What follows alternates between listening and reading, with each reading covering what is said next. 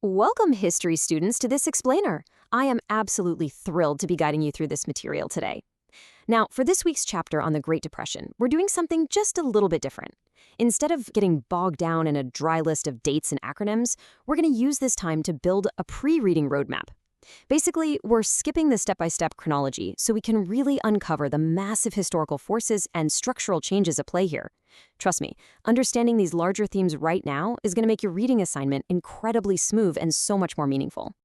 As you read the chapter, pay close attention to these 5 major themes acting as your roadmap: the government's changing role, the deflationary downward spiral, Hoover versus FDR, the deepening human cost, and finally, the New Deal legacy.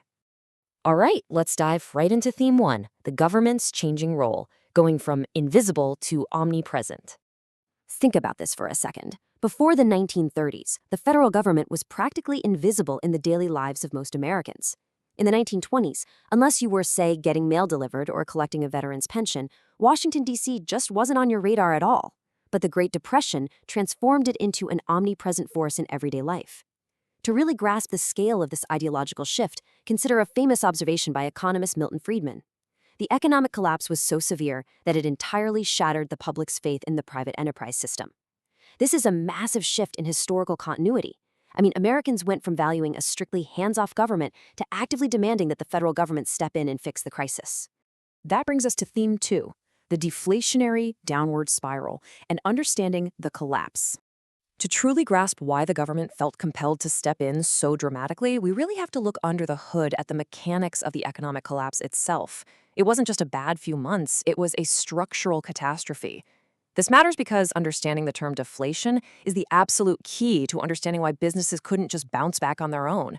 Deflation isn't just a simple drop in prices at the grocery store, it is a vicious, self-reinforcing economic cycle. Once it starts, it literally feeds on itself, making recovery nearly impossible without outside intervention. Here's exactly how that deflationary spiral worked on the ground in the 1930s. Step 1. Widespread fear causes everyday consumers to just stop spending. Step 2. Because nobody is buying anything, demand sinks, and businesses are forced to drop their prices to attract whatever cash is left.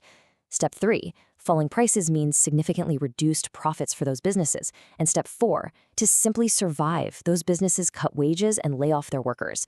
But here's the trap, right?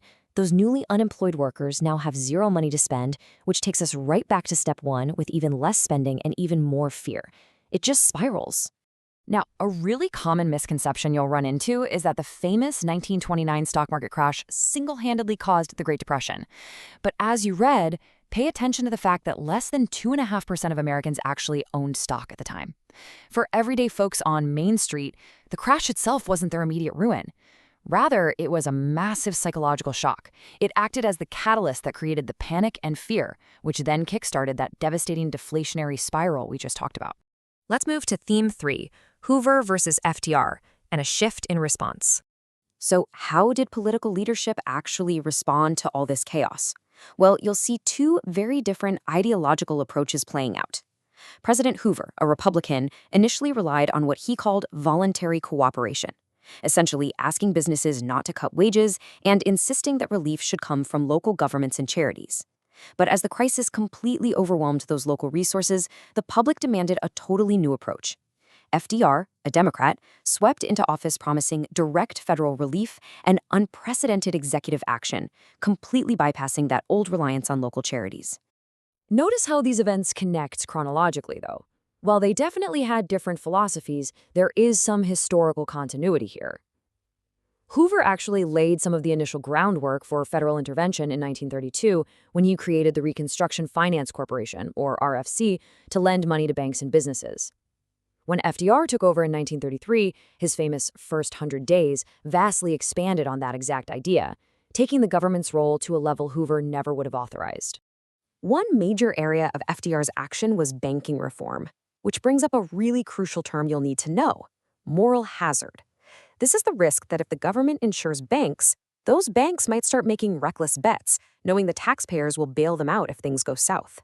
FDR actually hesitated to create the FDIC, which is the agency that insures your bank deposits today, because he feared this exact moral hazard. And this is precisely why they also passed the Glass-Steagall Act to legally separate everyday commercial banking from the much riskier world of investment banking. Now on to theme 4, the deepening human cost, focusing on social displacements. Let's shift from high-level policy down to the ground level, because the historical significance of this era isn't just found in economic charts, it is found in the immense social upheaval of everyday people. Economic desperation forced people into motion across the country. You'll read about the massive ecological disaster of the Dust Bowl, which forced hundreds of thousands of farmers, often called Okies, to migrate west looking for survival. You'll also read about the Bonus Army, desperate World War I veterans who marched on Washington to get their bonuses early, only to be forcefully evicted by the U.S. military under Hoover. And then there's the deeply troubling Mexican-American repatriation campaign. The tragic irony of the term repatriation is that it was driven by local city and county welfare authorities who were just looking to free up jobs and reduce relief rolls. Up to 1 million people of Mexican descent were rounded up and deported to Mexico. But, as your text explicitly notes, an estimated 60% of these individuals were actually United States citizens. As historian Becky Little points out, you simply cannot repatriate a citizen to a foreign country. For them, this wasn't repatriation, it was an unjust exile. Finally, theme 5, the New Deal legacy, looking at its expansion and its limits. FDR's New Deal fundamentally changed America, but it absolutely had serious limits. Now, fair warning, your textbook is going to throw a massive alphabet soup of acronyms at you. The AAA, NRA, WPA, TVA. My advice? Do not try to memorize every single one of them. Instead, as you read, mentally categorize them by their larger goals. Was this specific agency designed for immediate relief for starving people? Was it meant to spark long-term recovery for farms and factories? Or was it meant to enact structural reform so the financial system would never crash like that again? As for limits, you have to consider the unemployment numbers. Unemployment peaked at a staggering 25% in 1933. By 1938, after years and years of New Deal programs, it had only dropped to 19%. The New Deal unquestionably helped people survive, but it did not cure the Great Depression. In fact, when FDR tried to cut back spending in 1937 to balance the federal budget, the economy tanked all over again in what quickly became known as the Roosevelt Recession. That recession actually convinced FDR to finally embrace one of the most important ideas in this entire chapter, Keynesian economics. Formulated by economist John Maynard Keynes, this theory argues that during a severe depression, the government shouldn't tighten its belt. Instead, it should aggressively borrow money and inject it directly into the economy to stimulate demand. This idea of deliberate deficit spending became the brand new economic orthodoxy for decades to come. And while the immediate economic recovery was definitely mixed, the structural reforms were permanent. Despite intense, drawn-out battles with the Supreme Court, the New Deal permanently established the modern social safety net as we know it. The Social Security Act created old-age pensions and unemployment insurance, while the Fair Labor Standards Act finally established a federal minimum wage and set maximum work hours. So the big question, did the New Deal end the Great Depression? Ultimately, no.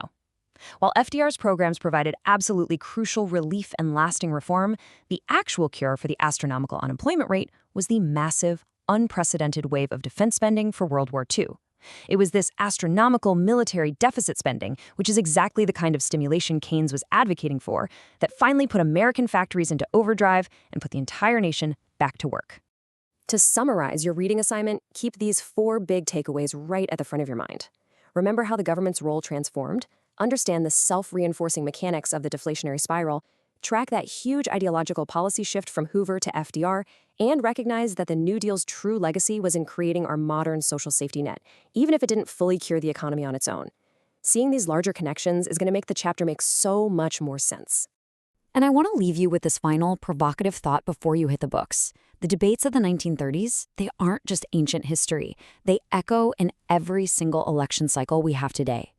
Based on what we've learned about the structural realities of the Great Depression, how much responsibility should the federal government have for our individual economic security right now? Keep that in mind as you read. Thanks so much for joining me for this explainer, and happy studying.